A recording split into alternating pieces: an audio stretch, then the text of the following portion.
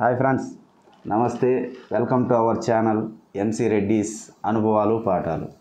ఈరోజు నేను పేర్లకు సంబంధించిన సమస్యలు ఎలా ఉంటాయని చెప్తాను. ఒకరోజు మా ఫ్రెండ్ నా దగ్గరకు వచ్చి, రే చిరాల్, నా కొడుకు పేరు మార్చాలరా అని అన్నాడు. ఏరా మంచి పేరే పెట్టినావు కదరా, హృషికేశ్వర్ అని అన్నా. లేదురా, మా భార్య నన్ను తిడతా ఉందిరా, ఎందుకంటే మా అమ్మ వాడిని పిలిచేటప్పుడు ఉతికేసిరా అంటా ఉన్నదని చెప్పని అని. వాడు పోయి ఎవరన్నా ఉతికేస్తాడేమోరా అని. సరే, వేరే ఏదైనా పెట్టరా, రాము అనో ఇంకోటి ఏమన్నా చెప్పంటే, కాదురా, ఈశ్వర అనే పదం ఆ పేరులో ఉండాలన్నది. మరి విశ్వేశ్వరని పెట్టరా అంటే, ఇసిరేసిరా అంటే మా అమ్మ అన్నాడు. సరే, రాజేశ్వరని పెట్టరా అంటే, రాసేసిరా అంటే ఏం చేయాలరా అన్నాడు. ఇంకేం పెడతావురా చెప్పురా, నువ్వు పోయి ఆ ఈశ్వరుని అడుగుపో, ఏం పేరు పెట్టమంటావు నా కొడుక్కి అని చెప్పనేసి అన్న. వాడు గమ్మనే వెళ్ళిపోయినాడు. తర్వాత ఒకరోజు మా ఫ్రెండ్ వచ్చి నా దగ్గరకు వచ్చారే, నా కొడుకు ఒక పేరు పెట్టాలరా, ఏం పేరు పెట్టమంటావు చెప్పురా అని. ఏ అక్షరం చెప్పినట్రా, అయ్యోరు అన్న. డా గుణితంతో పెట్టాలంటరా అన్న. డా గుణితంతో పేరు పెట్టాలంటే చాలా సమస్యరా.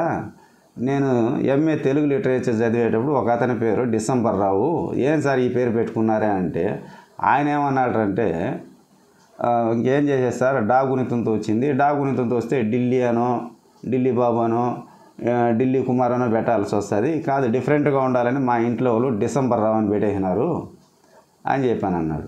తర్వాత ఇంకొక అతని పేరు నేను విన్నా, డమర్, ఎందుకంటే అతని పరిస్థితి కూడా అదే, డా గుణితంతో వచ్చి ఉంటుంది, డమర్ అని పెట్టేసినాడు. కాబట్టి నీ కొడుకు ఏం పేరు పెట్టాలో నువ్వే పెట్టుకోరా నాయనా, డా గుణితంతో అస్సలు పెట్టలేము అని చెప్పాను. సరే, నా కొడుకు పేరు నేను పూర్వీక్ అని పెట్టిన.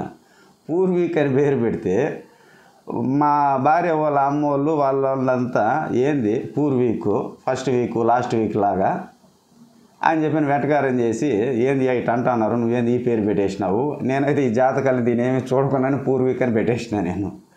ఆ మాట అంటే మా భార్య ఏమంటే మార్చాల పేరు అని, రిజిస్టర్ అయిపోయింది ఆల్రెడీ, బర్త్ సర్టిఫికేట్ కూడా తెచ్చేసినాను, ఇంకా మార్చుకోవడం అవన్నీ ఎందుకులే, బాగానే ఉందిలే పూర్వీక్ అని.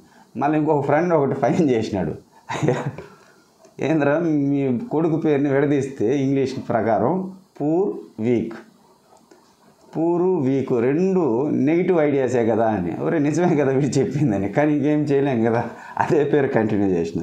ఈ పేర్ల వల్ల ఎలాంటి సమస్యలు వస్తాయంటే, పలకడం చేతగాని వాళ్ళు ఎలాగంటే అలా పలికేస్తారు. ఇంతకుముందు మా ఫ్రెండ్కి సంబంధించి చెప్పినాం కదా, రాజేశ్వరిని రాజేసిరా, పరమేశ్వరిని పారేసిరా అన్నట్టు ఇలా జరుగుతూ ఉంటాయి. సరే అని చెప్పి నా పేరుకు సంబంధించి మా నాన్న చీరాల రెడ్డి అని పెట్టినాడు.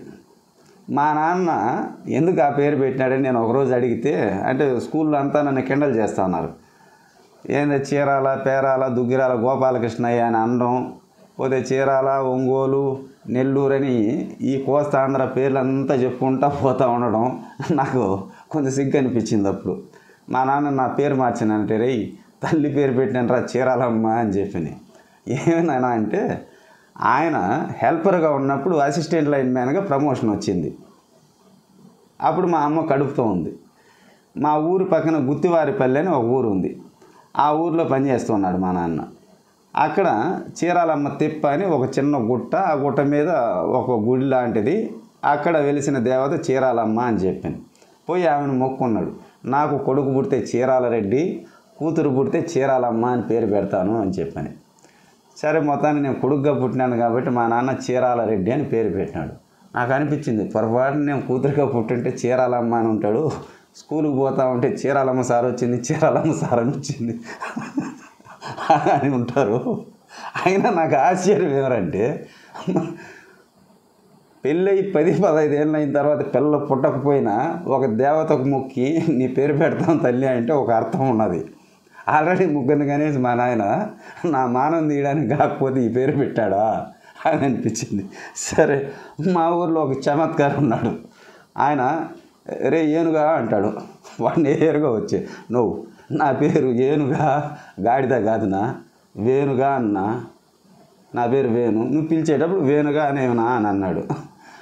సరే బా, నీ పూర్తి పేరు ఏం పేరు అన్నాడు. వేణుగోపాల్ అన్నాడు. సరే, ఏనుగోపాలు అన్నాడు. నువ్వు ఏనుగు పాలో ఎలుక పాలో కాదునా, వేణుగోపాల్ అన్నా అని అన్నాడు. ఆయన కావాలనేసి అంటాడు. Okay friends, thank you so much. ఒకవేళ మీకు తోస్తే ఏ పేర్లు పెట్టచ్చు, ఏ యాక్షన్ వస్తే అన్నది ఒకసారి తెలియజేయండి. ఈ సమస్యకు పరిష్కారం కనుక్కోండి. Thank you so much.